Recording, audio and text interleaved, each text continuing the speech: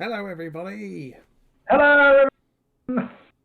We're back in the house, and hopefully I didn't blow anybody's eardrums out too much. Apparently, I have to be quiet when we're doing the intro now. I'm really tempted to say, "What? I have to be quiet now?" Just as it starts. Not doing this fucking nonsense again, are we? 1.5 hours of bollocks. I can't work out if all of my stuff's the wrong way round again. I'm sure I had this set up right, and now it's all wrong again. Yeah, it's the wrong way around in YouTube. It's all right in your Discord, but it would be, wouldn't it? But yeah, that's the wrong way around. Just makes no sense. Now I'm on the wrong side. We are kind of looking at each other now, though, because of the way you're angled. Kind of. Well, this is the way I normally look, so I'm kind of looking at you. Yeah. Although we're looking different directions. Anyway, no one gives a shit about that. Hello, everybody. Yeah. When you try and look, you then look at a different way because it's not where the camera is. That is the problem. Hello, everyone. One day we'll get to do this. Tonight, Pete? In the house tonight, we've got Mr. Marlowe, we've got Wolfman Gaz, Edward Avery, Jim Tyson, Lazarus, Gavin Scott, some weirdo called Robin Brooks, the Trooper, Alan L, and Mr. Morph is around. Good morning, Mr. Morph. Hello, everybody. Good afternoon, good evening, good night. Hello. We've got a couple of new names there, maybe. I don't remember Jim Tyson or Alan L before, but so if you're our first-time listeners, hello and welcome. And if you're not, then I apologise for having a crap memory. But we can't do very much about that. Peter Van den Bosch has said hello. We have got literally nothing to talk about tonight at all. No, because they haven't announced anything, have they, for Underworlds? Not really, no. And the model they released, that vampire dude, it was kind of like, is it for AOS? We know it's not for Cursed City, so it must be AOS. So we've immediately sort of gone, don't care. Yeah, I quite like it.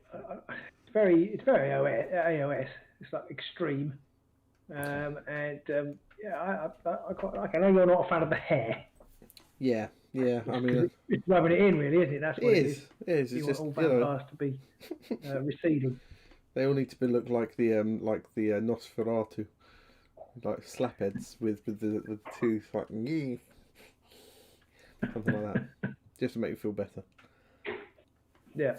I mean, overall the model's quite nice. I quite like the tails on the back and all of the Skaven pelts all over him and stuff. But the hair it doesn't seem to gel with the rest of the model because the hair is like being blown backwards or something. Was that a pun? Hey. But the rest of the model doesn't really work. So I'm really not sure. I actually most dislike the face of the rat that's on his shoulder. You know, the pelt that's on his shoulder. I think it doesn't look right. Oh, okay. That's the bit I like least about the model. I quite like it. I quite like the backstory of it. I don't normally like AOS backstory. Normally I think it's stupid, but it kind of gelled. Reasonably well with me. Yeah. I didn't. I'm trying to work out if I can get Brill cream into it. I don't think I can. I didn't actually read the backstory at all. What was the backstory behind it? Oh, don't ask me that. I can't remember. It was basically that in order to escape the van, because it does mention the guy from. Pretty sure it mentions the guy from Cursed City in it. Okay. I can't really call the sort of ogre guy. Van and something. Van Wolfenbiten something and Vanguard. I can't remember what any, but it says to escape him. He he had to hide a load of corpses and then with rats and things. Yeah. And they kind of fed on his body, and then they became undead because he somehow got some vampire stuff from somewhere, presumably the guy who he was hiding from, and then became a vampire with undead rats attached to him. That was quite good. I quite like the idea of a whole sort of undead Skaven theme sort of thing going on there, although it goes against the whole old world sort of Skaven and undead used to hate each other.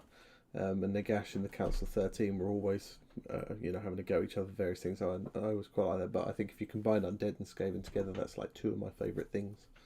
So, Undead, Skaven. I've always been a little bit, and I'm sure there must be ranges and rules that do have them out there, but I've always been a little bit surprised that there aren't more undead other races. Like the undead are nearly always human. Yeah. There are a few knocking about in AOS now, but really feel like somebody somewhere has missed a trick. Having like a horde of undead rats or even undead orcs or anything really. I remember there used to be a regiment of renown which had a skeleton orc and a skeleton skaven and a skeleton dwarf in it and stuff like that. But that was about the only thing, and that was like in the Regiments of Renown stuff. So that was ages ago. Oh, Regiments of Renown. I used to love the Regiments of Renown boxes. I don't remember that one. That might have been later, one of the later ones. But the first ones that were sort of about A4 size and came in with a polystyrene insert. Yeah. And had, the ones with the massive long pikes, and those pikes were made of lead or tin or whatever. So there was absolutely no way they were staying straight. I had the Black Orc one as well, which he was He's an Ugly Sod or something he was called, wasn't he? I can't remember exactly what he was called. Something like that. I think it was a play on He's an Ugly Sod. Yeah. And I seem to remember there was a human. I thought the Regiment of Renown just a load of knights, just a box. I had a box of knights. I had a guy had a sort of bad mood on his helmet. I really like that model, and another guy who had a really big, tall helmet who had a massive kind of, I don't know what they're called. Gun. Big weapon with it's like a falchion thing. I don't know what it's called. It's almost like a scythe, but not curved. Yeah, they were, and that must be 35 years ago. I'm talking now. many years ago. Sort of 35 years ago, we were talking to one of our patrons on the Patreon Discord about Grenadier miniatures. It was a collected Grenadier miniatures, and I do remember them. I don't think I actually had any, but I do remember them. I do remember those, yeah. I do remember seeing some of them later on, because they went into like the late 80s, didn't they? I think Grenadier, and then they just, what was it, early 90s, and then they just sort of gave up with them at some point. We're already talking about helmets. Mark Reynolds has arrived. Hi, Mark. And he says the scientist dude seems similar to the Masters in Game of Thrones. I actually never read or seen Game of Thrones. It's not quite true. I read the first half of Game of Thrones when it first came out. I thought, God, this is crap. I'm not going to bother with this. It's really boring. No one will ever make a TV series of this shit. And so therefore I've never read or watched anything since. I found once the TV series overtook the books pretty much, or possibly even before that, possibly after about the third or fourth book, I kind of gave up with the TV series because they just made so many changes to the books. It just annoyed me because I just thought I didn't like the changes they made or anything like that, and they got rid of a load of characters that I liked. And I didn't even watch like the last 2 or 3 seasons. I just gave up after a certain point. It just got stupid as far as I was concerned, and the last season was the absolute car wreck that everybody remembers it as now. Which is a bit of a shame, really, because up until then it was one of the first really good fantasy TV adaptations. I can't think of many others before that. I think I objected to it on several grounds. One is I think I happened to read the book at a time when I was growing away from fantasy for a bit and reading different things. I think I just, wasn't in the right place to read it. And then I think also I kind of objected to everybody saying, oh, this is amazing, this fantasy thing is really amazing, it's brilliant, it's fantasy, it's so great. It's like, yes, I've been reading, and obviously not watching it on the telly because I've been reading fantasy books for 30 years and thinking they're really good. And don't turn around and suddenly tell me you've discovered this new amazing thing that's really good. You've basically taken the piss out of me for 30 years for liking it. and now suddenly it's really cool because there's a few kids in it. All the arsehole jocks around are now around the water cooler with their middle-aged spread and all the rest of it going on about how great this thing is. You're like, fuck all of you. This shit was my thing 30 years ago, you bastards. I used to flush my hair down the bog. Shouting, no. I remember I actually went to a job interview where I think I put in my CV that I like the Lord of the Rings, and I actually had a job interview where it was a small company and it was one guy and the rest of the company were women. Clearly didn't want another man to employ another man. He actually said to me, I find there are two types of people in the world: those who read the Lord of the Rings and those who I like. In the interview, I was like, well, fuck you. You say that's funny because there's 2 kinds of people in this world too: me and cunts like you. Yeah, exactly. Yeah. I was just like, that was a fun interview. That was. I didn't get the job. Strange that. Is that because you just stood up and slapped him around the face and screamed, "How dare you!" Well, pretty much. Ironically, the job I did get at Friends Provident, where I met Pete back in the day, the guy who was head of recruitment in the IT department was a massive Lord of the Rings fan and played Rollmaster, I think, avidly. And he said, "Oh yeah, we should definitely interview him because he's a good role player, a good team player. So we'll get him in." I So know there you that. go. I know that to be absolute lies, and I think I have empirical evidence to suggest that. But at least he got you in, so not going to complain about that one. Right, now I need to read the comments. Many comments. There's a lot going on now. Tim's in. Hello, Tim. We can start talking now. Talking about books and reading, we had my eldest's school night tonight with a teacher thing, and the teacher, his English teacher, has basically said he should really try and get into reading some 19th century literature, because I think that he's doing really well. He's doing great in English, blah blah blah. I think it would really help him if he reads some 19th century literature. I'm just thinking, how the hell are you going to make a 12-year-old want to read 19th century literature? It's just, I mean, I'm not going to say it's not classic, but at the same time, it came from the 19th century, and it shows in a lot of cases. So he's doing really well with his literature, and we should put him off. Exactly. Making 19th century literature. But the teacher said that. Maybe some of it's good. I'm sure some people do like it, but it's never. I can't imagine at 12. I don't particularly want to watch it. I tried to read Dracula like 5-10 years ago, and I just remember thinking, oh my god, there were some bits were okay, but then other bits were really bad. Well, not bad, but just really dated. I just thought, and I was just my son's reading Dracula, so he's 11, and so he's doing that in English. I mean, they're not reading the whole thing, I think, but they're doing it in English. But Frankenstein's a much better book than Dracula. That's good. Yeah, I might suggest. And a lot of those are free on Kindle now as well. So maybe I'll suggest that to him. Frankenstein is good. Mark Reynolds has pointed out, and I was going to point this out when you were talking about it. Rage of Thrones is a funny song. It's by a band called The Axis of Awesome, and it's basically about a guy. The whole song is about how saying to people now that they've discovered this book called Game of Thrones, or this TV series called Game of Thrones, and the whole premise of it is things like fuck you, I read Game of Thrones, the first book, like 30 years ago or whatever it was when it first came out, and waited 6 years for the next book to come out, so don't fucking talk to me about Game of Bloody Thrones. Yeah, I'm like that, only I didn't read it. Yeah. So The Trooper remembers buying David Gebel's first book, Legend.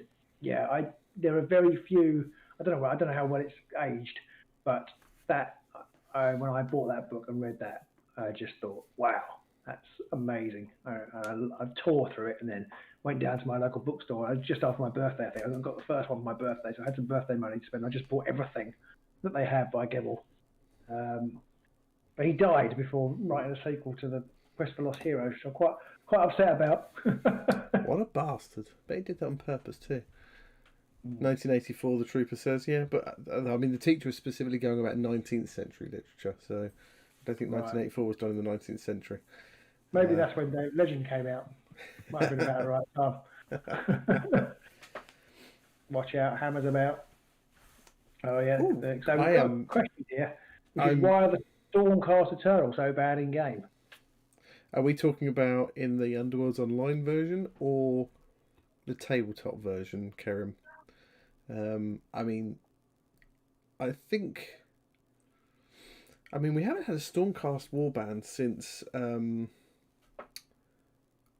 they call the Condemners. Well, they had Condemners, didn't they? Yeah, Condemners. Yeah, I forgot them. Yeah, Condemners. I don't know how they do in the Vanguard meta. Before that, we had Cursebreakers, and Cursebreakers almost sort of broke the game a bit. And they did rule the roost for quite some time, but I think GW did the right things to take away their crown. But yeah, in Underworlds Online at least, they're probably not the best warband. They're one of the least well aged, I think, warbands. Severn's Champions and the Fast Riders, I'm not really sure. Were they ever that good? Fast Riders? They're strangely vanilla, aren't they? I know Stormcast are vanilla. But they are. Like you've got Morgoth's Crushers. I mean, that's kind of what you would expect Stormcast to be a bit like these massive powerhouses that just go around clubbing people to death. But they're surprisingly brittle, I think, a lot of the time. Yeah, I mean, they probably suffer a little bit from not having one in Diachasm or Beastgrave proper. So they haven't had a proper rival, but the Condemners are really boring. I mean, they're okay. but I think I'm not sure they're that good now. I think at the moment being slow and only having 3 of you is a really bad place to be. Well, I don't know, because I mean, so far my Nurgle, my Wormspat are doing alright, but I guess they have a caster and they've got a range 2 fighter in there as well, so that all kind of helps. And they've got that damage reduction, which effectively gives them possibly 5 or even 6 wounds rather than just 4 wounds on the card. Yeah. So maybe there's that. I think a I've lot got of it the new does. one. Yeah, I'm interested to see what they're going to be like, those new ones. Yeah. I don't know when we're going to see those, but it'll be quite interesting. Because that's coming out in the new Underworlds box set that's coming out next, standalone box set thing, isn't it, coming next year? Be interesting to see. Well, we still don't know whether that's going to be a global release or whatever, but it'll be interesting to see how they play. Mm-hmm. Yeah, it's definitely going to be. I mean, somebody said, and I can't remember if this was on Patreon or in the chat, somebody said that they had seen, they managed to make it on the card that they were damaged 2 on their ranged weapon. If they're damaged 2 on their ranged weapon, that's pretty massive. I wonder if it's going to be tempered by the fact that, you know, when you shoot it, you can't move or something like that when you've shot it, or you can't make a charge action with it, maybe. Shoot it once or something. Yeah, or maybe shoot it once and that's it. Although that wouldn't really gel. Sorry? They wouldn't really gel with the model because they're almost like automatic laser rifle things. So, okay. Yeah. But they're big, so maybe it's yeah, basically. So maybe it's like you can't make a charge action with them, or you something like that, possibly. Mark Reynolds remembers reading the Critical Mass book reviews in White Dwarf. He remembers Morton Pyramids. I'm actually rereading Terry Pratchett at the moment, theoretically, this year. I've already read one so far, though, and then life's kind of overtaken me. But it could take me about 10 years, but I am rereading them. So Mort's not very far away, because I think it's about book 4 or 5, isn't it? It's not far off. No. I'm actually waiting for to meet Pete again, because I want to borrow his books. Because I've got rid of most of mine. I've still got Mort, though, because Mort was one of my favourites. Where's Mort come in the books? I did mostly go through and get the hardback versions of all the books. Wow. At some points I've got nearly all the hardbacks. Well, actually, no, I haven't. I've still probably got about half are in softback, but okay, I don't know if I want to borrow them now. I might ruin them. Mort is the 4th book. Colour and Magic, Light Fantastic, Equal Rights, and then Mort. Well, okay. So not very far away. I don't have Equal Rights. So I didn't enjoy that, so I got rid of that. But I wonder whether I might actually have missed 13-year-old me, or however old I was, might have missed a lot of the subtlety of it. Possibly. I would absolutely love to get my eldest into Terry Pratchett. And there's no good reason why he hasn't read them, really, other than they're the books that Dad reads. So it's you want him to? Yeah. So I might try just leaving one in his room again. Maybe guards or something like that, possibly. Yeah. The only way to do it is just to leave them surreptitiously around. I'm trying to get my son to read The Martian. And just leave it. Get it out every now and again and leave it with us. I think we can try it. It's quite interesting. The key is to leave it, and then the minute you see them pick up and start to look at it, just take it off them. No, that's not your book. No, you don't. I should try that. Yeah. And then put it just back don't on the read shelf. This, whatever you do. Yeah, don't. Yeah, sort of disgusting ideas. Yeah. But yeah, So I'd like to get him to read those, but he probably won't. Not for years anyway. Probably one of those things that I'll die and then he'll read one and he'll be like, "Oh, Dad was right," and I won't be there to hear it because that's just typical. So we did ask our patroners, and if anybody else has got any questions, do put them in the chat, because that's all we've got to drive tonight by is everybody's questions and discussions in the chat. So Ed has actually got a brilliant idea, which is use a tenner as a bookmark. That's a pretty good idea. Just leave it on with a tenner sticking out of it. That would actually work. My youngest is too honest. He wouldn't take it. I'm not saying that any child that would take a tenner is a dirty thief or anything like that, but he'd be like, "That's not my tenner, so I'm not gonna take that." Arnold says Carpe Jugulum is when they went downhill for me. Yeah, it's about that time they went downhill for me as well. So I haven't actually read them all, but I can't remember quite where I read up to. I can't remember where Carpe Jugulum. I quite like Carpe Jugulum, although that was one of the slightly sillier ones, I think, but. I don't know. I just like them all for the the escapism they brought, and the fact that I was just a big Pratchett fan. So yeah, I'm not that big. I'm quite small, but I was a Pratchett fan. So we did get a question. We did get one sensible question in our Patreon. One sensible question. Excellent. We got at least one. We got a few actually, but the first sensible question was from Gavin, and he asked us, "Do we think that the commonality of 4-person warbands will change the meta as time goes on?" Yes. Excellent. Next. I think it will definitely reduce the objective grabby sort of nature of things, because obviously I think the Grimwatch were the last big warband, had 7 fighters. Obviously we had a 9 fighter with the Gits, and we had a couple of other 7 fighters with the Thorns at them. We currently don't have a 7 fighter warband at all pinned in Chasm as far as I can remember. I think the Lizard Peoples are 5, or are they 6? I can't remember. 5 or 6. Yeah. So I can see that Diachasm's going to go a bit more of the tactical offensive kind of route. So it's not just going to be charging and hope. There's going to be a bit more subtlety there, I feel.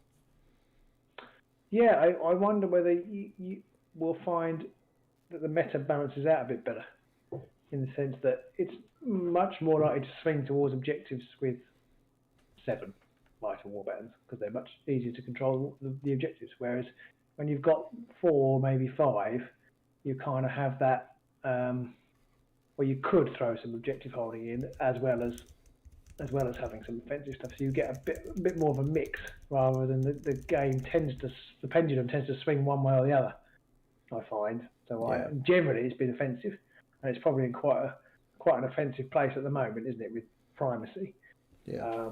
But I wonder if they started chucking in a few better objective cards, whether you might think, well, actually with 4 warbands, especially with some of the speedier moving warbands, well, actually I could grab a couple of those. And certainly if you had a couple of 5 fighter warbands, you could definitely grab a couple of those. So I don't know how it's going to go. I quite like it. I quite like the 4 fighter warband situation, he says, playing Despoilers in the current tournament. 4 all the way. Yeah, I'll be Despoilers and then Grimwatch and that ties into another bit you mentioned about the primacy token, and another question that Lenny Winks asked was, he's heard comments that primacy is almost game breaking. He doesn't believe this himself, but wondered what our thoughts were on it. And I know that initially, that was from Matt, wasn't it? From Set the Tempo Matt, wasn't it? No, that was from Lenny Winks. Was it? Okay, sorry, I thought it was from okay. Lenny Winks, who's gone unbeaten in our Patreon tournament, so he knows his stuff. Unbeaten in this group so far. I don't think it does break it. And I think with cards like Feign Weakness and Feign Strength and Underdog, you've got a way of not playing around it, but just sets up an interesting psychological element to it, because Underdog is quite a nice glory for warbands like the Despoilers, where you're going to be giving up the primacy token and going to be dying anyway. So that's an extra unspent glory swing, really, because you're going to lose fighters probably when you're playing Despoilers. So they may or may not get an unspent glory. They probably will get an unspent glory at the end of the turn because they've got primacy. Yeah. But you can either nick it off them at the last minute, or turn it into 2 yourself, which actually puts you up slightly because they've scored 2, 1 for the kill, 1 for the primacy, but one of those is spent, and you've got 2 unspent glory. So I mean, I think if they have a few more cards like that, where you can be tricky with it, then I think it doesn't unbalance it. I mean, I suppose it might start to dominate the game in the sense that all the cards are centered around riffing off primacy, because you can do things like play Feign Strength to grab it and score Awesome Predator or whatever it is, the surge for gaining it. So that is still primacy governing things. But I think it's an interesting place. I think people are obviously exploring it at the moment. With the Arena Mortis cards, the 2 it does a bit like a hammer and anvil effect.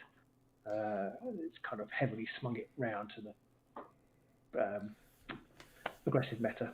Yeah, I think it's definitely, I wouldn't say it's unbalanced it. It's definitely shifted things more towards the offensive side again. But in the Patreon only tournament that we're playing at the minute, it's because it's Vanguard. It's just the Chasm card. So the Christ, my words aren't working tonight. The primacy token is featuring quite heavily. I think almost every warband's using primacy in one form or another, even if it's just a few objective cards. And I don't think it's massively unbalanced any of the games so far. I mean, I know I've got Underdog in my Nurgle deck, and I've not scored it once because I've always ended up holding the bloody primacy token at the end, or my opponent hasn't scored it, and then that 2 glory cards always gone unscored. But I'm pretty certain most of my opponents have scored it against me, so it definitely has a good levelling factor there. I've only played 2 games, and I had to throw it away game turn 1 and 1, and then I scored it the other. I think it's. We should say when we are playing Vanguard, but we're playing a hybrid version where you can play any warband, but currently use Chasm Universals, which is working really well. I think there are some. I mean, I haven't played him. I know Rosa's gone 5 unbeaten, I think, with Grimwatch, and that because there are no restricted cards in the Chasm set, the restricted Grimwatch cards are there to be had. Because he won't break the rules. But I don't think that they are unbalances very them strong. either. The Grimwatch are very strong, which is, I don't know whether that's a fault with their mechanism of playing. I don't know, but it does mean that they're, although people are playing the primacy meta and it isn't quite aggressive, Grimwatch are still clearing up. But I think they will always, where they've got access to 2 temporary victory type cards. But then Lenny Winks was playing something else, wasn't he? What was Lenny Winks playing to do so well? Let's have a quick look. I can't remember. Let's have a quick look at what Lenny Winks is playing. Just looking. Alan L says he's been watching the Tabletop Simulator games we've been showing and really enjoying them. I have no idea how to set something up myself. Underworlds is like a perfect game for TTS. Yeah, it works really well. I don't know, Alan, if you're in the Warhammer Underworlds Discord, in there's a TTS game channel, and it tells you what to do. If you've got TTS, you just import a relevant file, and it actually is pretty intuitive how to play. But if you're not sure, if you can't work it out, give us a shout on Facebook, send us a message, and we'll point you in the right direction. Or join our Patreon. There's loads of people in there who are always up for a game. Yeah, do join for Patreon. $2, and it's effectively free at the moment because we're not charging due to lack of content. Yeah, you do have to pay the entry fee on the very first month, but after that, at the minute, it's charging's on hold, so you can jump in the Discord and all that good stuff. Yeah, and you get a discount if you go for a year. Do they charge for a year up front, but then they extend it for every month we don't do it? They extend your year. They do, yeah. So if you pay for like the £2 one up front, it's cheaper, but they won't start. We get a year from when we actually start charging again, which is just looking like being May at the moment. Yeah, I think it will be. It might actually be. It might not actually be that we charge until the beginning of June, because obviously May might be the first month we start to get some decent content out, and then June will be when we charge. I was sold. He was thinking of joining already. Way. Get in there, lad. Yeah, there's loads of people in there playing games all the time, and we're just sort of midway through our first ever Tabletop Simulator League, which has been really fun. But there are people playing non-league games all the time in there. In fact, the more we have it there, the merrier, because there'll be more people to play games with. Yeah, I think we ended up with about 23 people sign up for the last one. So really looking forward. I'm also looking forward to the fact that we can probably commentate on that much easier when we get to the final, because we can just join the table and we'll be able to see everything as it happens, which will make life a lot easier. Wolfman Gaz says that he keeps getting a month added to his year. So yeah, if you pay for a year, you do have to pay for the whole year up front, but you can then, you'll just keep getting a month added on every time we put it on hold. And come back to the earlier question, Lenny Winks is playing Purifiers and he's gone unbeaten. So Purifiers are good. I like Purifiers. They seem a lot more interesting, I think, than the Slaanesh do once you start to get a bit used to them. I don't know whether interesting is the right word. They're just more reliable. They're just pretty solid, and they have that really good ether quartz mechanic, which I think is really, really strong for them. Whereas the Slaanesh, I know Malachi's been playing with them quite a bit. I'm not sure if they've got the cards to support their wackiness yet. Yeah, I think Slaanesh needs some more cards to come out. I think they're going to be one of those classic warbands that is a bit crap earlier on, but then comes into their own later on in the sequence. I was interested to realise last night when I was playing against Matt Set the Tempo Matt. That's not his full name. He doesn't say Matt twice. Set the Tempo Matt. He was saying because he studies Rippers. That is like his choice, his main go-to warband most of the time. Rippers can't score the supremacy token from the wolf attacks, so that kind of really gyps them, which is an interesting thing to think about. Is it because it's not an activation? Is it to do with it? It's not... Yeah, because it's a reaction rather than an attack action. So it's out of sequence basically, so it's during an attack action type. So yeah, I'm not going to argue because he knows a lot more about Rippers than I do. And that feels like something of an oversight to me. Could be. Maybe it'll be something that GW sort of finally errata. I'm still really looking forward to GW coming out with either some kind of errata or FAQ or something like that, because then that kind of just acknowledges that people are playing this game online in an unofficial formats. But they can't not really, because that is the way the majority of people are playing it at the moment. Some people are doing cam games like Valentine's, straight out of Shadespire, and if you're interested in playing cam games, do check out Straight Out of Shadespire. It's an absolutely great way, and we will try and it's this Saturday, I think the 6th is the next one. I think it's full though, is it? I think it's full because they're playing every single warband. Somebody's representing every single warband. Yeah, they couldn't have repeats, which I think's a really fun way to do it. And then next time round in April, we're hoping that we might be able to then commentate that one again. Fingers crossed. Yes. Yeah, we're not commentating this time. We'll hopefully commentate it. Oh, Alan L signed up. Well done, Alan. Brilliant. Ooh, welcome Thank you for aboard. That. Ben Howard's in. Hello, Ben. And the Mighty Haggis, I think, is playing this weekend with the Despoilers. Good luck with that. Yes. I'm playing the Despoilers in our Patreon League at the moment. And I've only played 2 games. And I've played 3 games. I've won 1, drawn 1, and lost 1. Yeah, well, same as me. I've won 1, draw. No, I've won 2 actually. Ooh, realised. 1, 2, exciting stuff. All I was a reserve.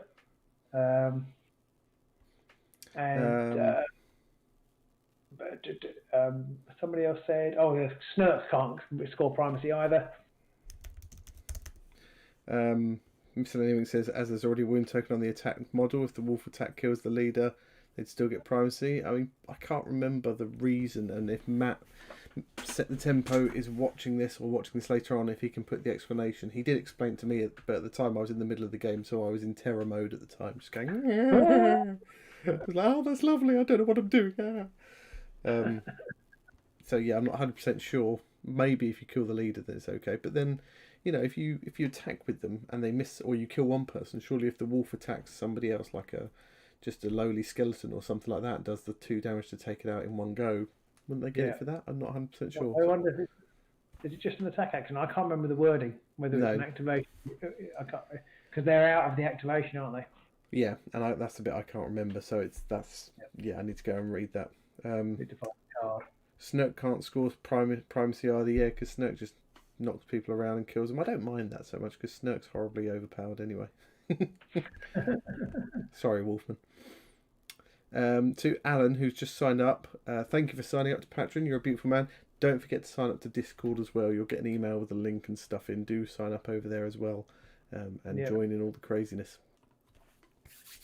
So we did get asked a few other questions that were sensible ones.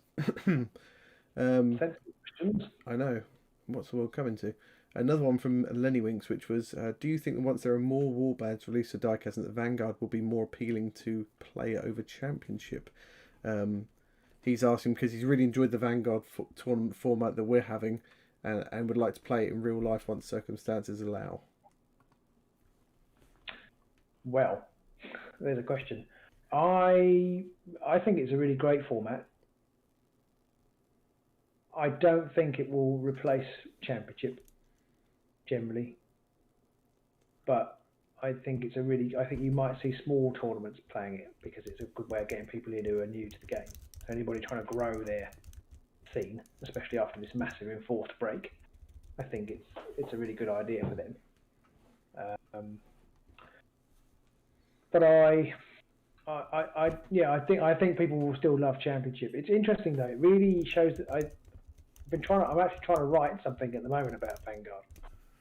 and I'm trying to work out why it feels so fresh when actually Beastgrave has only been around for a year. It's not like we're still using Ready for Action and all that kind of stuff.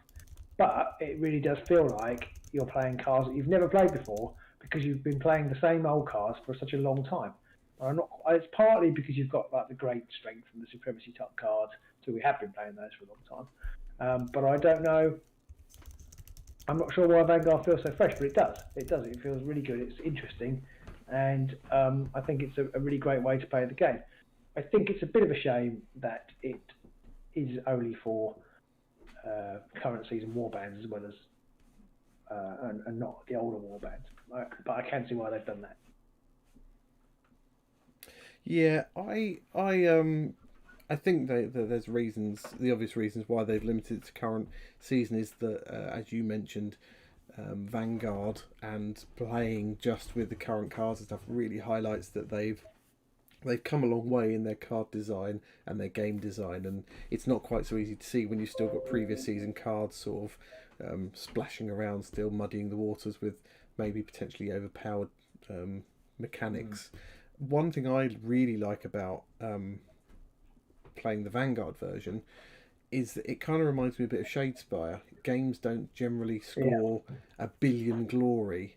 You're not printing glory left, right, and centre, and because of that, you're not just. It's not just a given that if you've got like 3 upgrades in your opening hand, that you're going to have them all put on in a couple of activations, and that you do actually have to start thinking, you know, which of these upgrades, when you get that glory, it's rarer, and you're left sitting there thinking, crap, where do I actually want to put this upgrade? Do I want to put it on this person and use it and maybe get a second glory, which is maybe a suboptimal way of playing the upgrade, or do I hold out and maybe chance getting it into play later on? And I just prefer that. It just feels like that was how the game was meant to be in Beastgrave, maybe a bit in Nightfall, but especially in Beastgrave. I mean, scores of high teens was almost average a lot of the time. And because of that, when you've got, twice as much glory as you've got upgrades in your deck, upgrades just get splashed around all over the place. Whereas now, low to mid-teens is a good scoring game. And generally, in Beastgrave, if you didn't score 15, you weren't going to win. Exactly, And now, 15, well, maybe I'm not very good, but I haven't scored 15 yet. Yeah, I mean, I've struggled with Wormspat. I think the highest score I got was possibly against Gavin in a game, and I think I got up to about 15 at the end. I was quite lucky. I think I got the supremacy token every round, that kind of thing, and so that helps a little bit. But I just feel like that makes the game feel a bit more like the game was meant to be played. Glory isn't just, you're not just swimming in glory all the time. Yeah. Which makes me wonder a little bit about the Grimwatch, because I know Rosa has got 20 glory. Maybe he's just brilliant at the game. That's just one of those things. Well, I remember Rosa, the first few seasons he played, he was getting his arse handed to him, and he was, always boasting about going for the wooden spoon. So, maybe it's his time to shine. And I just think I'm much more interested in playing Vanguard going forwards, and I think on the channel we've talked about this before, that on the channel we're much more likely to play more Vanguard stuff. Vanguard. Yeah. Partly we're a beginner friendly tournament as well, channel as well, I think. So we're more likely to see Vanguard. Mark Reynolds has clarified it is the primary token. Shark Car says it's after an activation when, so that's why you can't use Rippers. Yeah, that makes sense. Activation, isn't it? Yeah, that makes sense. And Jealous Defense, somebody said in there in the middle of that as well somewhere. Yeah. Lazarus said, sorry, go on, Pete. No, after you. And Lazarus has said, playing games over webcam with mates, would love to join out of Shakespeare games, but not really sure my camera setup is up to it. Not good enough to really see the dice roll, so we just trust each other. I think that would be okay, unless you were rolling 3 crits every round, which might start to get a bit suspicious. I think that would be okay, as long as you can see the board set up okay, because people are very friendly, and I don't think it's not like a serious. I mean, it's serious, but it's not uber serious. Yeah. I think I don't want to speak out of turn, but I think most people will be happy. I say everybody knows that Underworlds people are generally an honest lot. So I don't think.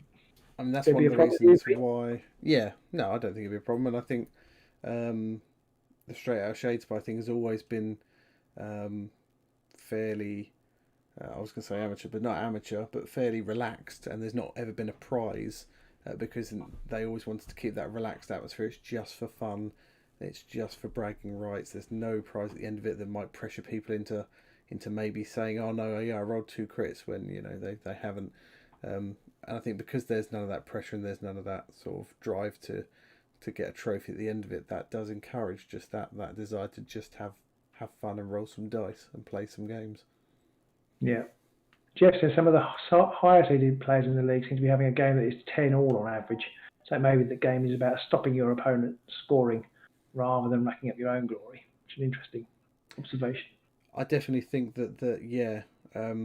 that's definitely a tactic that plays more in this version, in the Vanguard meta. I'm assuming, Jeff, you're talking about the Vanguard meta there. Yeah. And I definitely think that tougher warbands like the Nurgle and stuff like that, they do well because they stop your opponent getting that glory train going in the first place. That's kind of their thing, isn't it? Yeah. Stopping their opponent.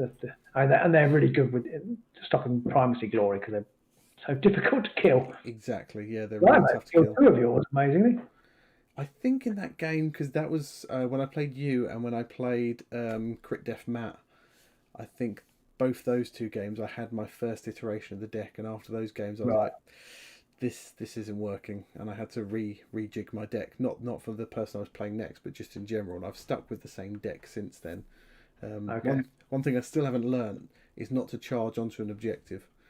I was playing against in my game against the other Matt last night. Was it last night? Was it Monday? Monday was last night. Might have been last night. Can't remember. Last night. Doesn't really matter, really. Whenever it was, I played him. And I charged onto objective and he played Slick Rock, but I was jammy and it scattered next to the fighter I wanted to attack anyway still. So it was like, I'm saved, I'm okay. So I did have... Yeah, he charged onto an objective. When I played it, I had it and he charged onto an objective, but the objective was in such a place, which I need to think about, that meant that there were very few options to place the counter where it wasn't good, and so he ended up not going anywhere. So that's something we're thinking about when you place the objectives. But it really screwed me up because I needed that objective. And then I charged onto an objective. He said, I'm just going to play something. It's like, oh no, really play something else. I would have been most upset. Mark Reynolds has asked, have we seen the balancing videos by Chris Adam? What do we think? I've seen bits of them. I generally don't have the time to watch much YouTube, but the bits I've seen, I quite like the idea of coming up with ways of balancing the warbands. Yeah, I think as an intellectual exercise, they're great. I've watched a few bits of them. I mean, it's not something I don't think we'd ever bring into our games, but they seem to be, the ones I've watched seem to be pretty spot on, which is good. So yeah, they're good stuff. And he's branching out, isn't he? I saw today or yesterday he did a review of the Ravages. I recommended them to somebody on Facebook this week because somebody was asking about, is there a way to balance them? I said, you need to watch these. I like that the game is in a place where the players, the fans of the game, are doing that kind of fan made stuff, and that they feel like this is and I like it as well. Whereas in a lot of other genres, a lot of other games, and a lot of other sort of channels, you might Jeff just off. Bye, Jeff. It's his youngest child's birthday tomorrow. Oh, well, happy birthday to that little nipper. Birthday. I just like the fact that the fans can do this kind of thing, and the Underworlds community is such that it's actually, it's generally not screamed down and absolutely puked all over by haters, which I like. Speaking of which, there's a new Australian outfit out there. I forgot what they're called. Sydney something or other, aren't they? New Warhammer Underworlds videos, which they can, because they have slightly a better government than ours. Maybe they aren't as horrendously locked down, or maybe it's because it's summer, but they aren't as horrendously locked down as we are. So they are actually playing games in person. So there's actually in-person games. Go and check them out. But I can't remember what they're called. But they're in the Facebook group. Posting in there. They're posting pretty regularly because they're in a shop or something, aren't they? So they're posting games pretty regularly. So we better watch out. Go and watch them, but not too often. We don't want them getting more popular than us. No, definitely not. They're called Tabletop Sydney. So go look them up. Give them a like and a subscribe. Do check them out. The thing I like about them is that each game's got like different players. So I can't remember any of the names. So cool. Apologies to the guys who've been playing it. I can't remember any of your names because I'm terrible.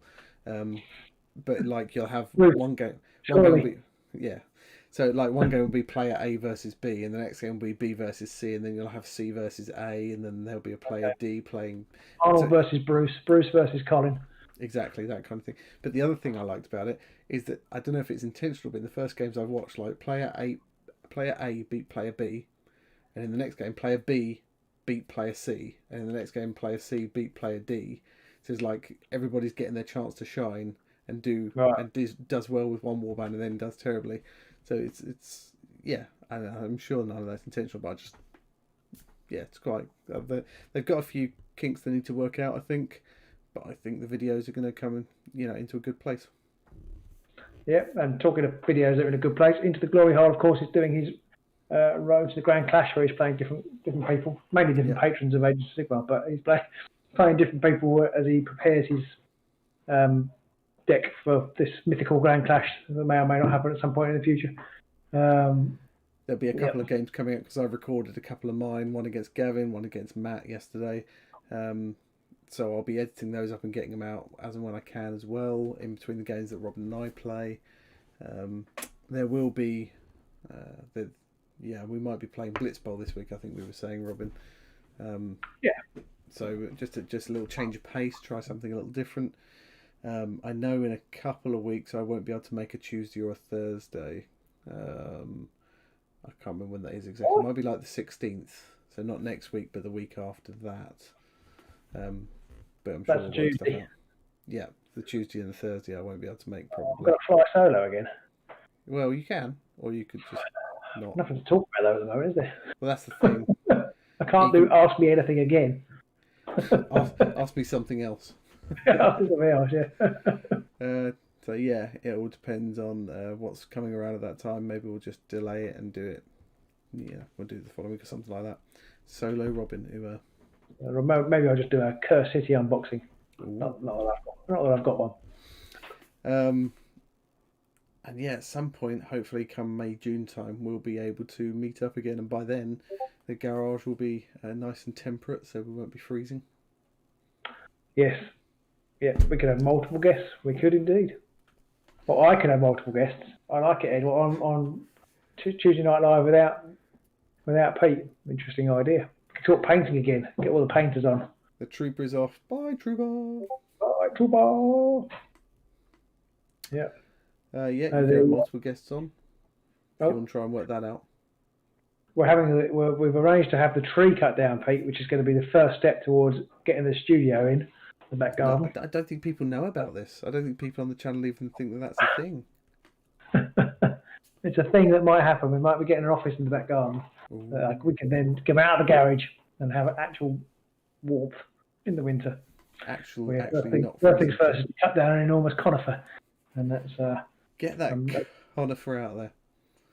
Yeah, well, my neighbour knows a tree surgeon, and he's had a couple of conifers of his own cut down, so we're going to get ours cut down at the same time. So that's going to happen in the next 6 weeks. Wait, Ed says, man shed.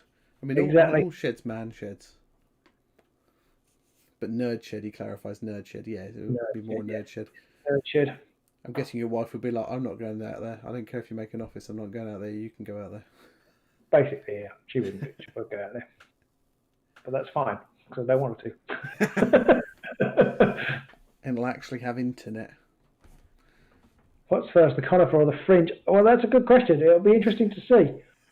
Maybe I'll get him to do. Maybe if he hasn't done, if the hairdresser's still aren't open, maybe I'll get to do my fringe as well. Right, go on, mate. Just right across there. Oh, it's one of those things, and I knew I'd do this. I should have, like months ago, just cut my hair off, and then by the time I actually go out and meet people, it wouldn't have looked too bad.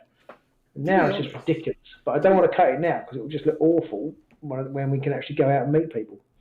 So it's just staying now till the hairdressers are open, which I think is the end of April, is it? So it's basically going to just get longer and longer and longer. To be honest, apart from that one bit on that side, just around the ears, I think for the most part it looks absolutely fine. Yeah, most of the time. I have to do this a lot. Miss Piggy. brilliant. My son. I could do it, well, I've got too much hair, just generally. Unless you meant cut it off and stick it down here. Oh, yeah. My eldest had his hair cut on Sunday by us, and it's like we are not hair cutters, so we just bought a pair of clippers, put the longest setting on it, and just went over the whole thing because his hair was starting to get a bit like yours.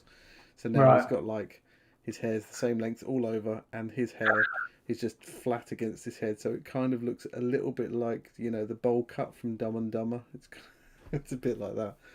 Like, sorry, son. But you got a week or two before. That's basically why I'm not doing anything with mine. My son's fringe is even longer than mine, but he won't notice anywhere near it. Not surprisingly, because he's 15.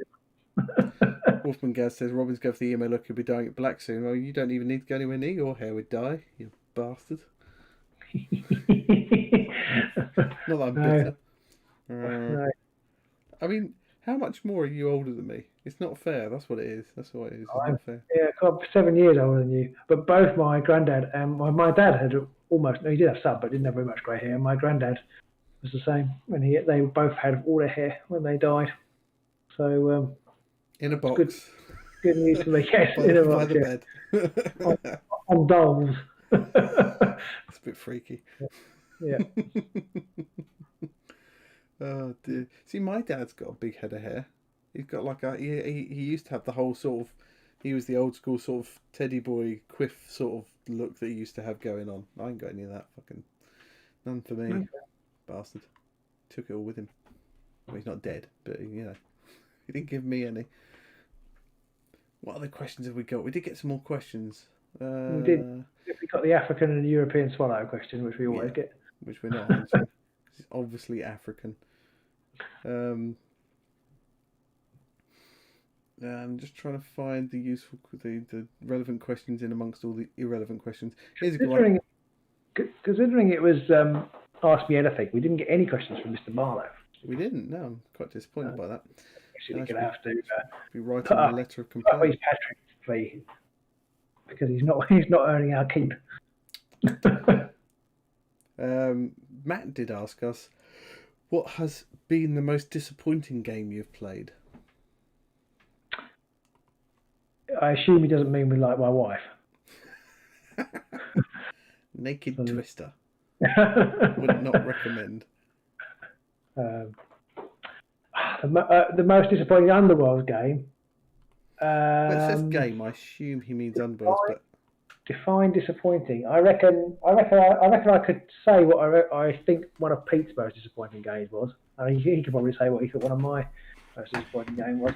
Let me write down, see if you can guess what my general thing was. Your general thing? Well, I think it's one of two things you're going to say. Oh, okay. It's like Mr. and Mrs. It is. Or Mr. Mr. and Mr. Go on then. What do you putting the pen down? What do you think my most disappointing game was? Your inability to play Skaven when you're Skaven deck. It's backwards. It was either Skaven or Magor, but yes. There was one Skaven deck where you just I can't remember what happened. It just all fell apart. It was a proper Skaven deck. Yeah, it was a proper Skaven deck. That was the time when you were somebody like Farstriders or something like that. Or no, maybe you were Avalon Stormcast or something like that. Yeah, I remember that. And it was just one of those games. I had the idea that I was going to jump on objectives, get the glory, put the weapon upgrades on, charge in and kill you, and get the glory from all the other kill people objectives after that. And everything came out back to front and arse up, upside down. And it all just went to tits. Actually, Matt actually meant any type of game that we thought was great. Okay. Well, we thought would be great and then wasn't great. 40k. I was going to say 40k. 40k, yeah. I would say AOS. Because I thought it was going to be good, and I even thought it was good, and then it just got silly. You know what I mean? When we first started playing, I quite enjoyed it, and then just the sheer level of modifiers and things just ruined it for me. So I would almost say AOS. Although I didn't have very high expectations, so maybe I can't really count that. But I wonder if because AOS obviously replaced Warhammer Fantasy, and I don't remember the same level of modifier tracking stuff going on in Fantasy. You know, characters mostly did their own thing, and they had one or two abilities that you could use every now and then for stuff. But for the most part, your your units did their own thing. There wasn't quite the same sort of synergy that I think they've tried to go for in AOS, where you have certain people in certain positions and they buff people, and then they get other things because they've got those buffs, and it's kind of a bit like some digital games do that. Like you'll have one character, and if you have this character next to that character, then they feed off each other and they both boost each other, and that gives you this kind of extra benefit. D&D 4 was like that, wasn't it? Which is great in like a digital game where it does all of the tracking for you, but in AOS it's just like there's too many things to remember here. I can't keep it all in my head.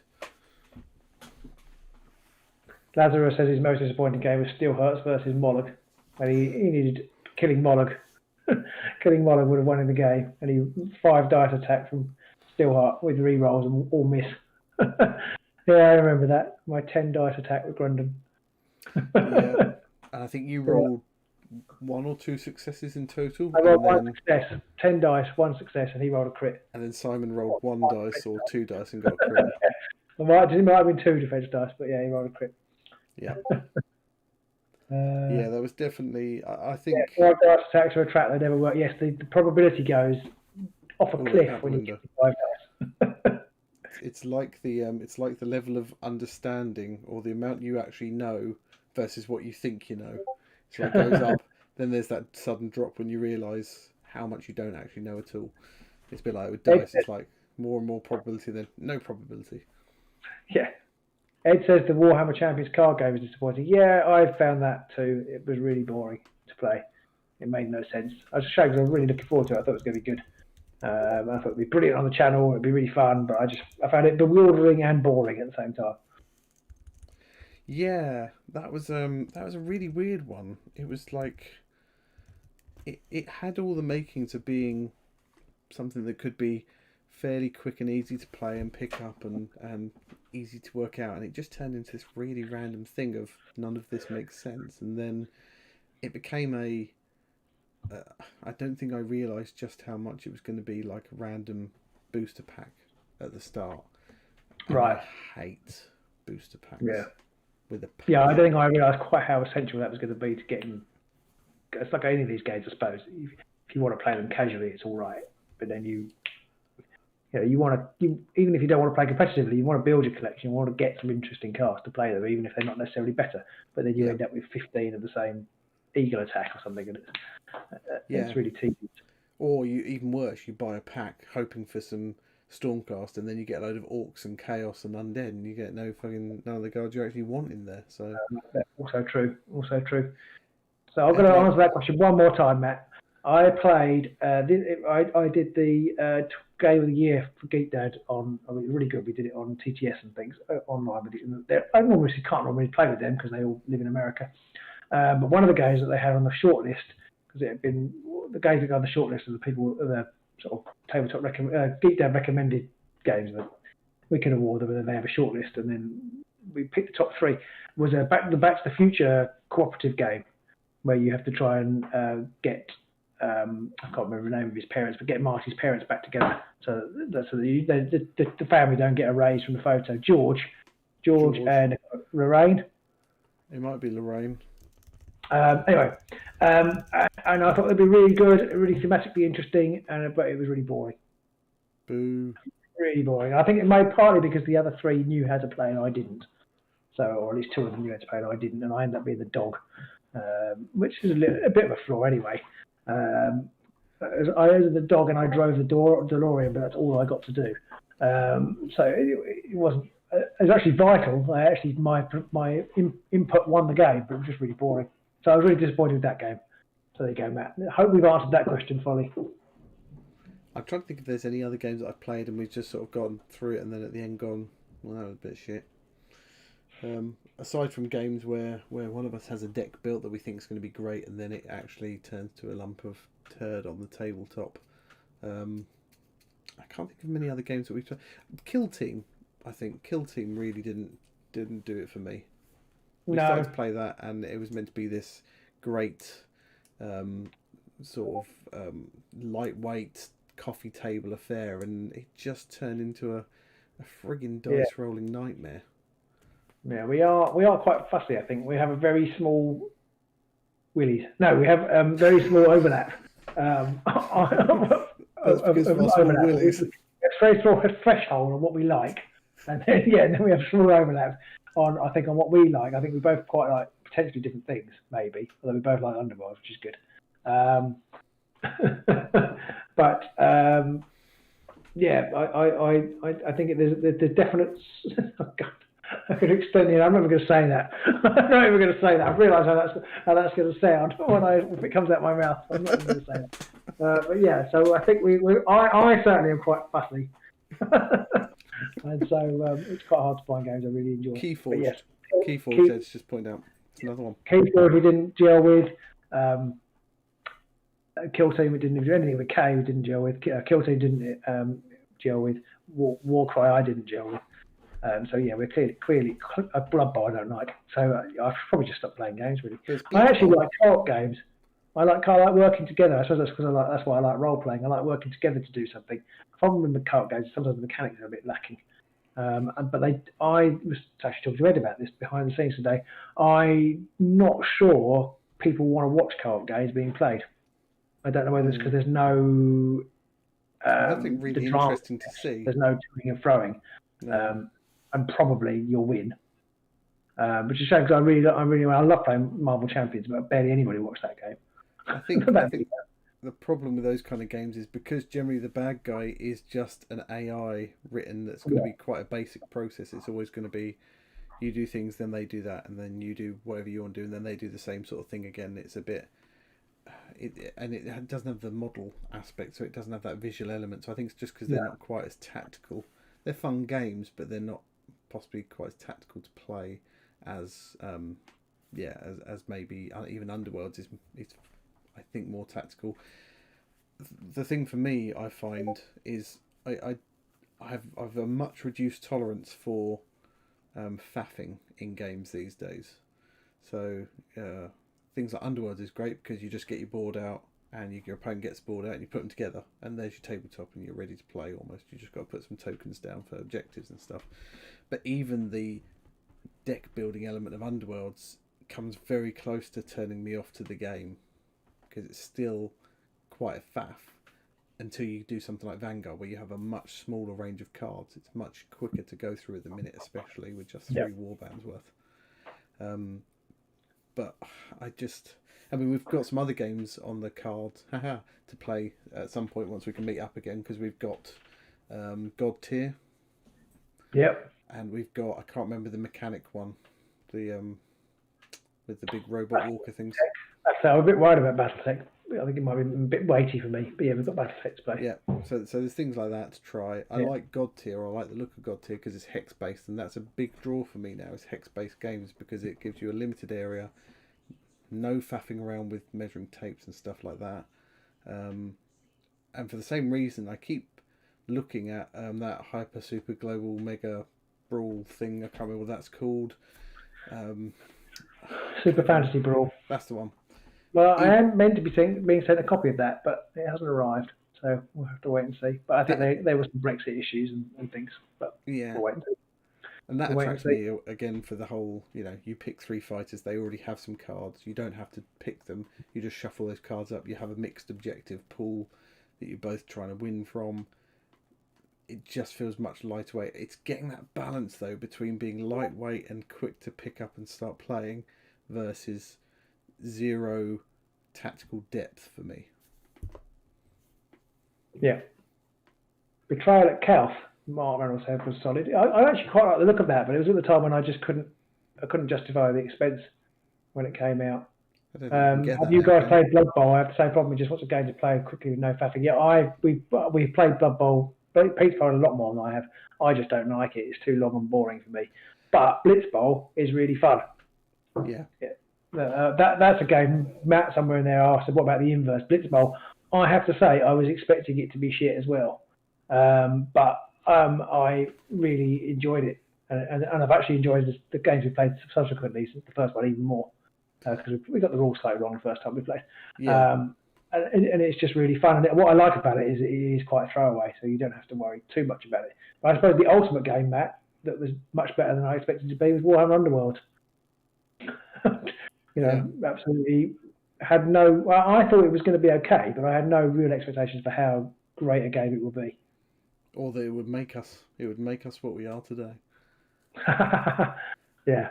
I mean, I have to say, when you got a copy of Underworlds, and I remember looking up a video on YouTube or something of somebody demoing it at one of the game fairs, I remember looking at it and just thinking, "See you, Ed."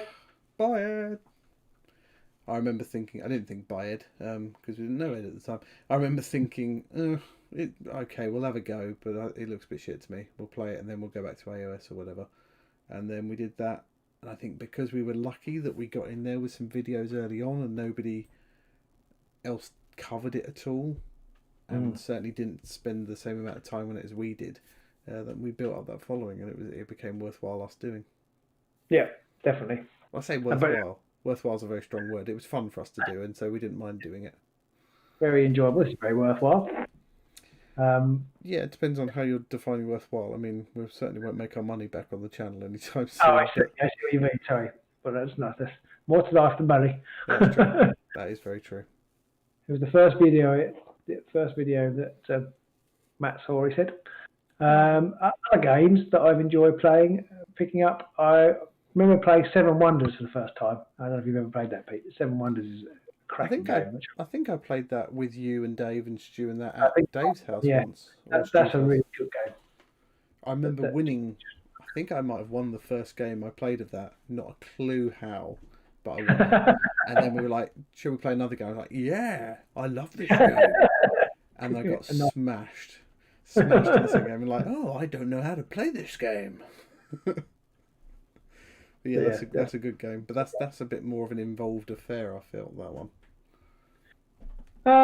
I think it's quite light. I think that's why I quite liked it. It kind of, it's fairly easy to pick up. And because it's a, I can't remember what it's called, a draft game where you all pick cards as they go around. You're always doing something, and you've only got fairly limited choices each turn. So it's not like, I just need to take one of these cards. Which one of them fits best with what I'm trying to do? And I quite like that about it. Yeah, it does limit the range of decisions, and that's a good thing in general, I think, overall, when playing any kind of game with a group of people. You don't want to give people too many decisions, because if you give them, if they have too many options to pick from, that just impacts on the length of the game significantly. And then it's no fun for anybody, because most people just be sitting there thinking, I've already lost this game, so I just want to get it over and done with and play the next game. Whereas the person who's in the lead is sitting there like, I've got to now make one of 16 moves, and I've got to work out which one's the best one for me to make. Did you play Gravwell with us, Pete, the first time we played Gravwell? I loved Gravwell. I wanted to find a copy of that game, and it's not on Amazon. I think they're reprinting it, actually. Ooh. They're doing a second edition. So somebody else has bought the rights, and they're doing it up. They're reprinting it. Gravwell, that first game we played, the subsequent games I've played haven't been as hilarious. Now, I don't know if anybody's ever played Gravwell, but it's basically a hidden decision game where you make certain decisions based on the board state, but the board state will change by the time you actually get to act out that decision. And you move according to where your nearest thing that's got a gravitational pull towards you is. So if you want to go forwards, then you use the thing, you want to hopefully use the thing in front of you, but if it ends up behind you because of what's happening on their movement, you end up going backwards when you want to go forwards, and vice versa. And it just, it's hilarious. It can be hilariously funny. I distinctly remember us getting to a point in that game where somebody was like one square away, and you sort of go in this sort of like swirl inwards towards this black hole or whatever it was to get away. And I distinctly remember somebody almost getting to the middle, and then somebody playing exactly the opposite card for what was needed at that point, and somebody just got ricocheted all the way back around the board, and they would just sit there going, oh, for the love of God. It was absolutely brilliant. Definitely. Yeah. If Gravwell comes out again, I'm gonna get it, because it didn't really need to. You didn't need to think about it. So I reckon I could probably play that with my kids, because they're not going to really. It doesn't really matter. They'll know they have to pick A or B, and they'll have a card which will do X or Y depending on the situation at the time. And it's just everyone sets their pieces into motion. Then you just watch the car wreck happen. Yeah, it has chemical elements in it too, which obviously makes it a brilliant game. From that point onwards, Robin was smitten. Whose game was that I've anyway? got chemical elements in him. Some of them are shit.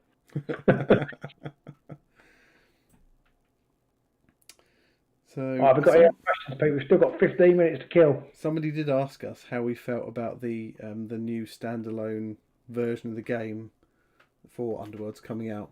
What did we think about it? Did we think it was too little, too late? How do we feel about it?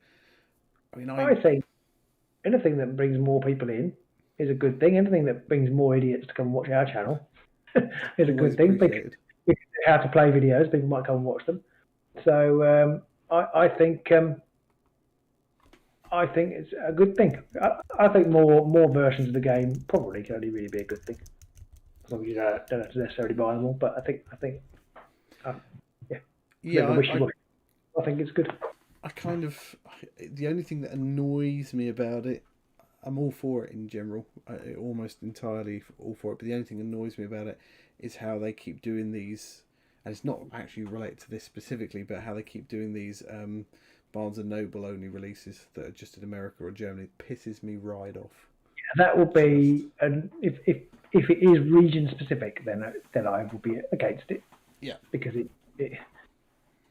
well, there must be a commercial reason for it, and they've obviously repeatedly done them, so it must work for them. But it just seems, I don't know. It just in a world that's supposed to be growing smaller, it just seems a bit daft to me. I think that a large chunk of it is because of GDPR. Because I asked them before about why I couldn't. I emailed Barnes and Noble I couldn't. Sorry, but that isn't why Games Workshop haven't distributed it over here. No, I understand Noble were constrained for sending it, but it doesn't make sense why GW. When GW said sold shed loads of Blitzbar over here. You would have thought so, but yeah. I presume it's just because Barnes and Noble offered them enough money, so they went, "All right, we'll just do that then." Mate, well, maybe I hadn't thought of it that way. But I suspect it's a deal that's been signed between and with no knowledge whatsoever of it. I presume it's a distribution deal that Barnes and Noble has signed with GW. Barnes and Noble are a big name, so they've gone, "We'll sell this for you, but we're going to be the only people to sell it for you, and we're going to only sell it where we want to sell it." And GW have gone, "That's fine. We'll still make more money with you doing that than us doing it our way." Maybe I'm being naive. Still crap. It is. Yeah, it is crap. I mean, if they do that, then they will still be releasing the Warbands separately, like they did with Dreadfane. Yeah, and in the case of Dreadfane, it was all right because Dreadfane wasn't as good as Underworlds, and I just getting the British versions of the Warbands was fine. Yeah. So I'm ambivalent to its existence if it's a Barnes and Noble only. Obviously, we'll just wait for the Warbands to come out separately, and we'll buy them when they land. Yeah, I just find it's a bit of a shame there. So wish the Warbands are a bit. It's a Stormcast Warband and a Ghost Warband, but I think we discussed that last week. That's kind of that's what you get for your starter set, whichever universe you're playing in. Yeah, yeah, Marines it's armored. Dead thing. Yeah. Into Glory Hell says, "Are we expecting another Underworlds loot box?" I mean, it depends. In this version, they've not, or in this iteration of the season, they've not done any card covers. They've not done any dice. They've not done any. They have done a token pack, haven't they? No sleeves. No sleeves and stuff like that. So I suspect they're adjusting their offerings accordingly to sales, and are only going to produce that because they haven't released any terrain for this time around, because it still works with the die chasm stuff. Yeah. There's been no scenery this time, has there? I don't know if there was scenery in the loot box or not, but no, I think probably not. I think the loot box is probably evidence that they screw something up somewhere, so they probably will be trying to avoid that. Yeah, I mean that happened to them years ago, didn't it? It was the thing that nearly destroyed GW in that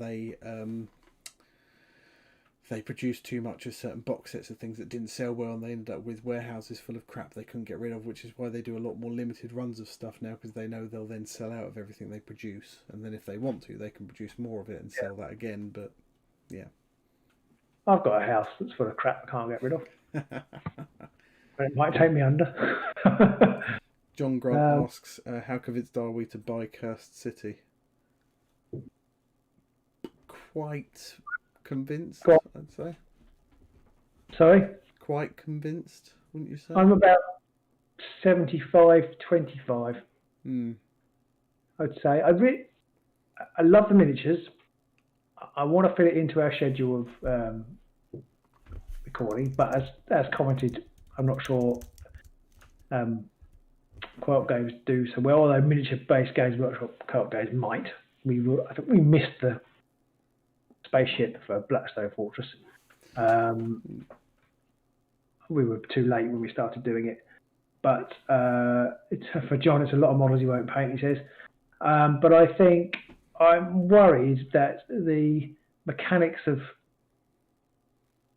Blackstone Fortress don't make it good enough to shell out the money that I think Cursed City is going to cost for miniatures that I like but don't love. I love some of the miniatures, but there's a lot in there that I'm ambivalent about. And not only that, it's a lot of models that probably won't mostly be usable in any other game system. No. So it's whilst it's nice to have these insanely detailed models that would look fantastic if you painted them, quite often you just want sort of game pieces rather than... I think everybody loves... It's a real...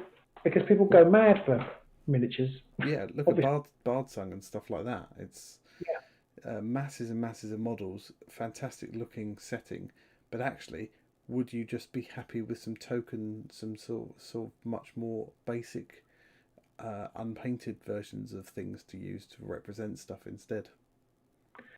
That's an interesting. In fact, in this month's Tabletop Gaming Magazine, there's actually a column devoted to that very question. It talks about a game that was on Kickstarter with loads of expensive miniatures, but actually you just literally bought them out, put them on your card, and then when the game was finished, you put it away. So it actually absolutely nothing. And it was full of miniatures like that, and they were saying, well, what's the point in having miniatures?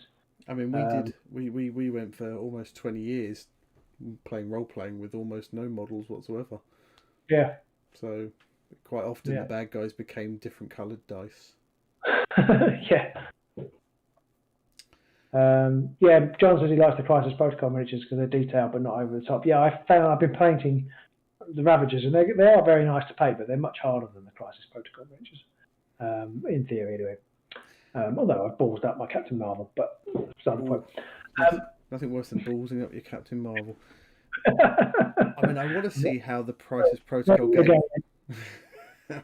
I want to see how the Crisis Protocol game plays, because I mean, some of the cards I've seen for the game, like Deadpool's, when I saw that, I was reading it, it just looked like reams and reams of gibberish.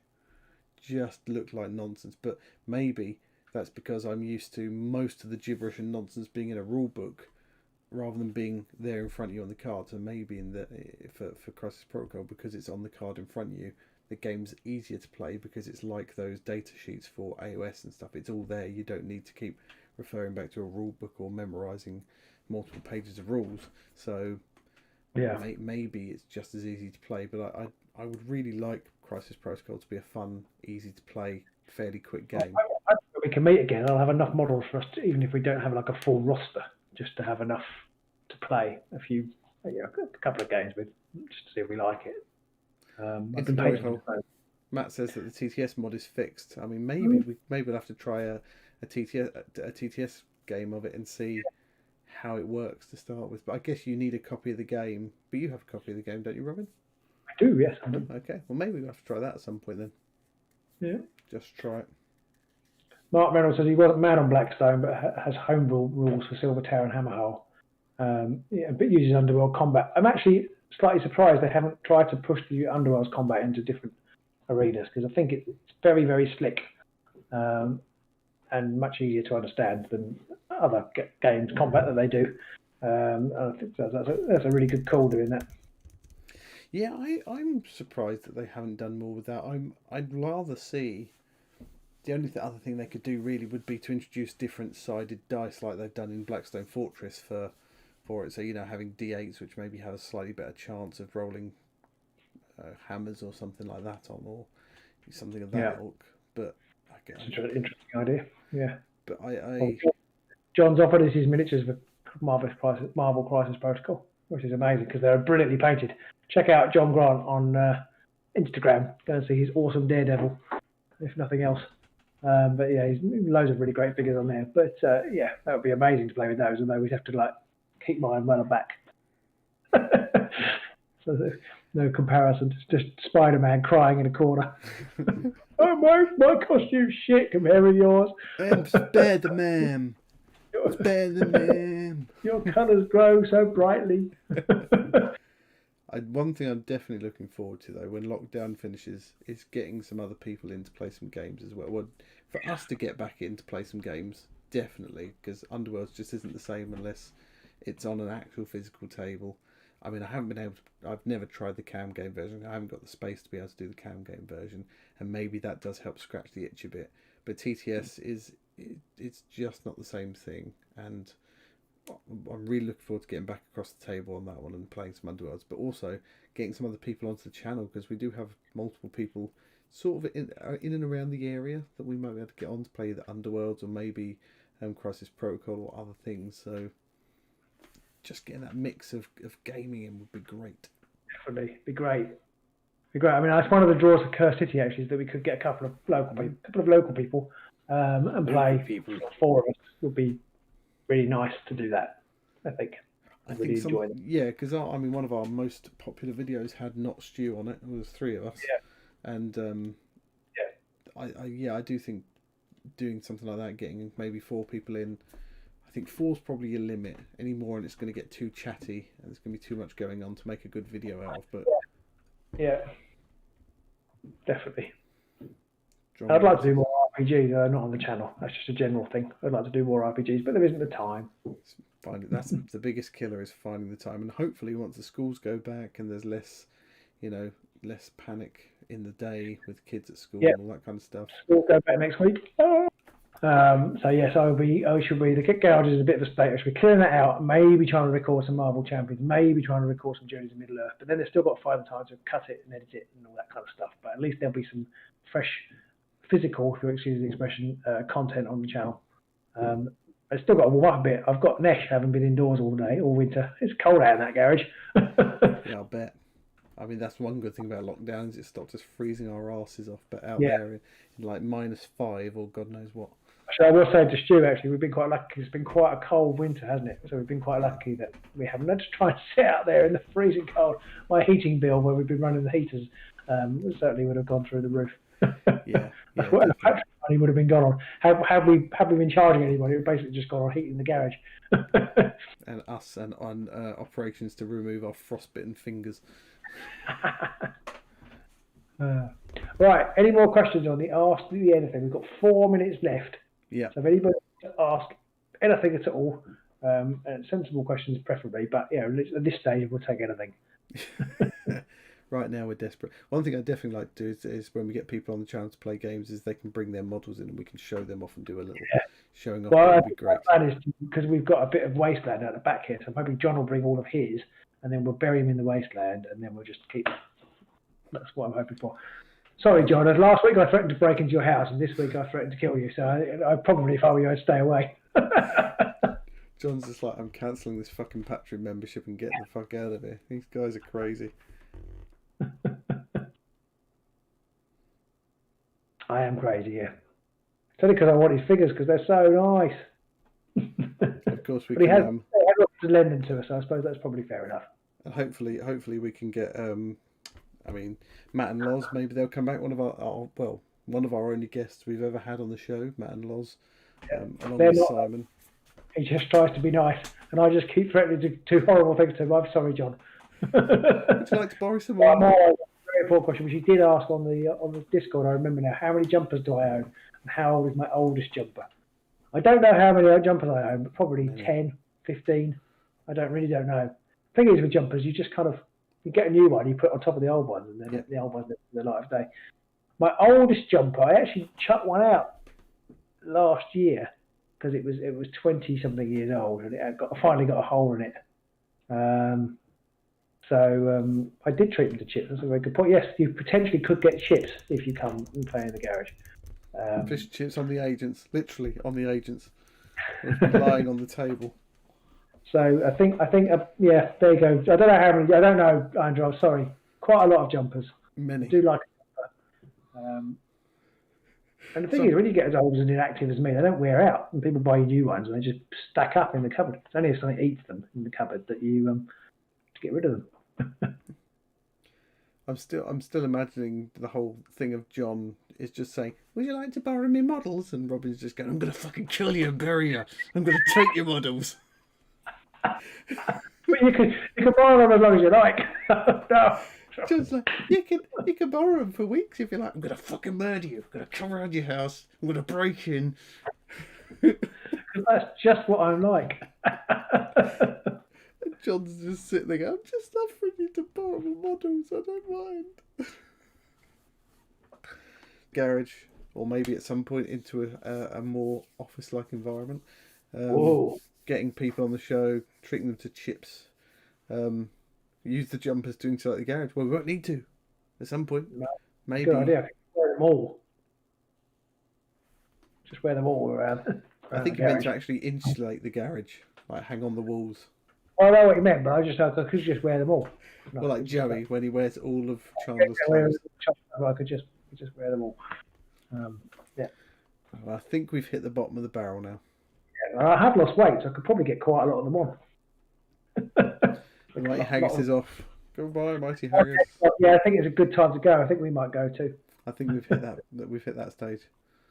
Yeah. Well, thank you to the 15 of you who've been staying on. One of those is me. So thank you to the 14 of you who've stayed on. 3 of them are Matt. 3 of them are Matt. You know, I've enjoyed the chat as ever, even though it's been rather irrelevant tonight. But hopefully next week, I do believe we'll do a Visions of Glory this week to talk about the head crackers or whatever they're called. So we should hopefully have some things to talk about next week. Yeah. But we're still a bit of the mercy of this strange world. What's the topic next week? Who knows? Who knows, Matt? Hopefully it will be whatever they've revealed in Visions of Glory. And Pete and I, in the not too distant future, I think we're going to do a quiz up with Pete. Yes, we're working on trying to get a Kahoot quiz set up. Now I say we're working on it. We had the idea about 2 weeks ago, and then I've created about 3 questions. So we've done that. Fairly typical Agents of Sigmar operation. Yeah. But hopefully we do a quiz. We did say we'd do it for back to school, which is next week, but there's no way that's going to happen.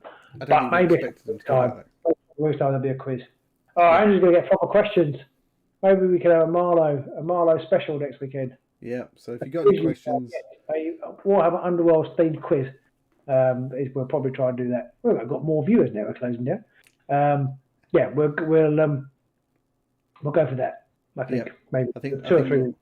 Yeah, I think next week we'll talk about hopefully whatever comes from Visions of Glory or any other questions people might have from the Patreon side. The week after I think is the 16th, and that's the one I won't be able to make. Maybe the week after that'll be the one that maybe we can do the. So basically, the 23rd we'll say, unless we might have started to get Lizard Men reveals and things by that time. But yes, hopefully the 23rd. Yeah. Which sounds good. Night, Mark. Mark's off. Cheers for watching, Mark. Cheers. Thank you, everybody. I think we'll probably get a bed there, can't we? Yes, I think so. Thank you all for tuning in. Do stay safe out there, and we'll see you soon. Bye.